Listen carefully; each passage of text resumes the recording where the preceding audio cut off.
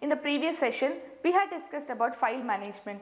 In today's session, we will be discussing about computer security and threats. Now let us discuss about computer security.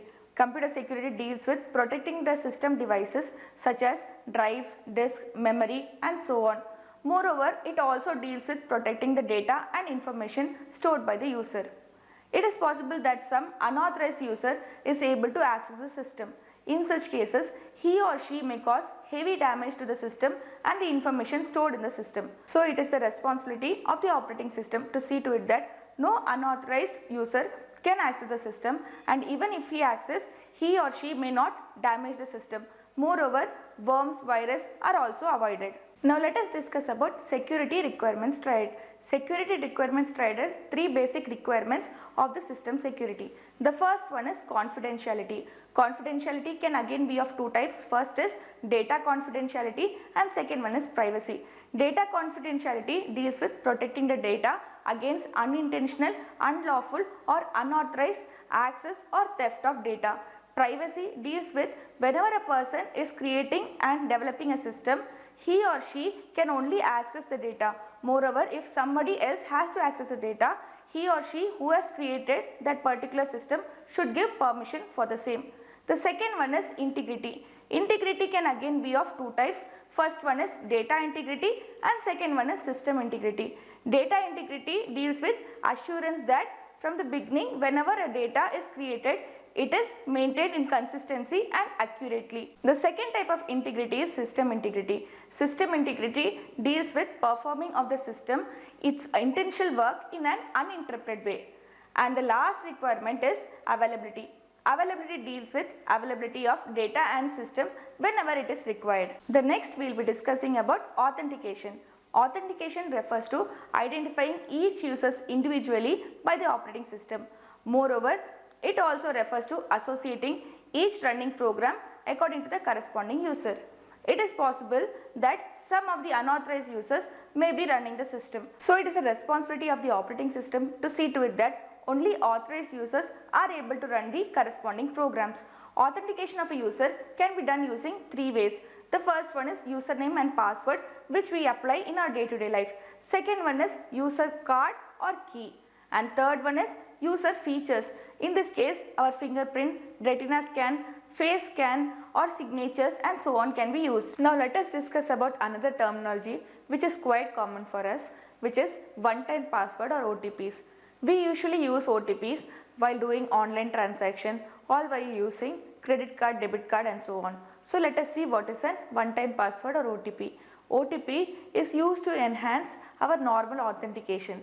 In this case, whenever a user will be logged in, each time whenever he logs in, there will be a new OTP or one-time password created. Once it is used, it cannot be used again. OTPs can be implemented using following types. The first one is random numbers, second one is secret key and third one is network passwords. Now let us discuss about some of the threats. Threats can again be divided into two types. First one is program threats and second one is system threats. The operating systems has various processes and kernels which will do all the tasks as instructed. So whenever there is a program given by the user which makes the process do some malicious activities, then it is called as a program threat. In such cases, let us take an example where there is a program which makes all the user credentials stored and sent to some hacker using the network. This is an example of a program threat. Now let us discuss about various types of program threats. The first type of program threat is Trojan horse. Trojan horse is a standalone malicious program which gives the complete control of the infected system to the system which is accessing or controlling it. It is a program in such a way that in the first glance it will look as a useful program, but once when it is installed in the system, it will act as a malicious program and it will take all the important data which is confidential and private and it will be sending to the remote system which is controlling it. In such a cases, a backdoor will be created in the system and all the unauthorized users or malicious users can access the private and confidential data and send it through the network. Now let us discuss about another kind of program threat which is trapdoor. A trapdoor is a kind of secret entry point in the system which is used by any user to access any system without the usual security procedures. As a result, it is also called as a backdoor. A trapdoor is usually used by the programmer in order to test or debug the programs. In this case, whenever a dishonest programmer tries to access or destroy the whole system using the trapdoor, then it turns into a threat. As a result, it is the responsibility of the operating system to see to it that all the security measures are taken whenever the system development or updation takes place. Now let us discuss about another concept in program threat, which is logic bomb. As the name suggests, logic bomb is a set of malicious codes which are used to do some unwanted operations whenever certain event takes place. In this case, the name logic bomb comes because it happens only when certain event takes place or certain trigger takes place, the malicious code explodes or come into actions. The type of trigger or event which takes place can be anything, starting from a particular calendar date to updation or deletion of a particular file to installation of a software and so on. In such cases, the level of destruction caused by the logic bomb can be varying, and similarly the number of triggers which cause the logic bomb to be activated can also be infinite. Here, common examples or common problems caused by the logic bomb can be destruction of a certain file, deleting out of certain file, or similarly corrupting or erasing the whole memory and so on. Now let us discuss about one of the most common program threats, which is virus.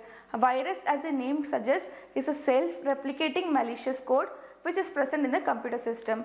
The causes of virus can be quite malicious, starting from destroying or deleting certain files to crashing the whole system. In this case, a virus is a set of malicious code which are embedded in the files. Here, whenever a particular user accesses that particular file, this particular program or malicious code gets embedded in other files, as a result spreading the virus to the whole system. In such cases, the whole system becomes unusable. Now let us discuss about the virus stages. The virus can be in 4 different phases. The first phase is the dormant phase. In this case, the virus is idle. The second phase of the virus is the propagation phase. In this, it places a copy which is an identical copy of itself in various files. It also places its copy in various disk spaces. The third phase of the virus is the triggering phase. In this, the function to be executed by the virus is being triggered or activated. It can be done based on various events performed in the system. And finally, the fourth phase is the execution phase. In this case, the function to be executed by the virus, which is the malicious function, is being executed. Now that we have seen various types of program threats, now let us next discuss about system threats. System threats refer to the terminology where the system services and network connections are misused in such a way that they will be causing trouble to the whole user as well as the system. Here, system threats will be launching various program threats in such a way that they will be given to the network, and it is called as the program attack. Moreover, the system threats will be creating such an atmosphere or environment such that all the operating system resources and data will be misused. Now let us discuss about some of the types of the system threats. The first type of system threat is worm. In this case, the worm is a process which will be replicating itself. Moreover, it will be taking all the system resources and utilizing it to its utmost limit. Here what it does is, it will be replicating itself in the system.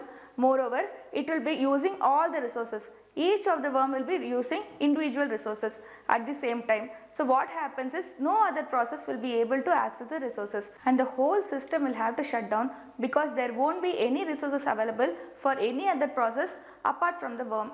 So this is one of the most hazardous system threats available. Now let us discuss about another type of system threats, which is port scanning. In case of port scanning, what we do is, we will be identifying each port in order to find out which port is open and can be used for sending and receiving data. Here we will be sending data packets in such a way that we will be able to identify the vulnerability of each port. Here, before doing that, we have to find out which all hosts are active and correspondingly associate each host with their corresponding IP address.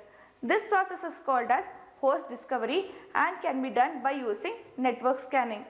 So once the network scanning takes place, we will be able to find out which all active hosts are available, and correspondingly port scanning will be done in order to perform unauthorized access for each port which are vulnerable and open for all the unauthorized users. Now let us discuss about the last type of system threat, which is denial of service. In case of denial of service, what happens is whenever the user wants to access a particular resource or a particular file, he won't be able to access it because the access will be denied by the denial of service process. Okay, so what happens is basically the security requirement triads, one important point is about availability, that is the resource as well as the data has to be made available whenever the user needs it.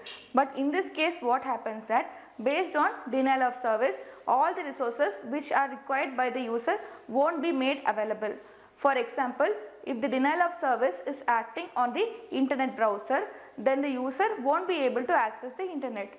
So similar things takes place and all the resources will be blocked. Thus we have come to the end of this video lecture series. In this video lecture series, we have seen about the basics of an operating system, such as an overview of an operating system, processes and threads, concurrency and deadlock, memory management, scheduling algorithm, IO management and disk scheduling, file management, and computer security and threads.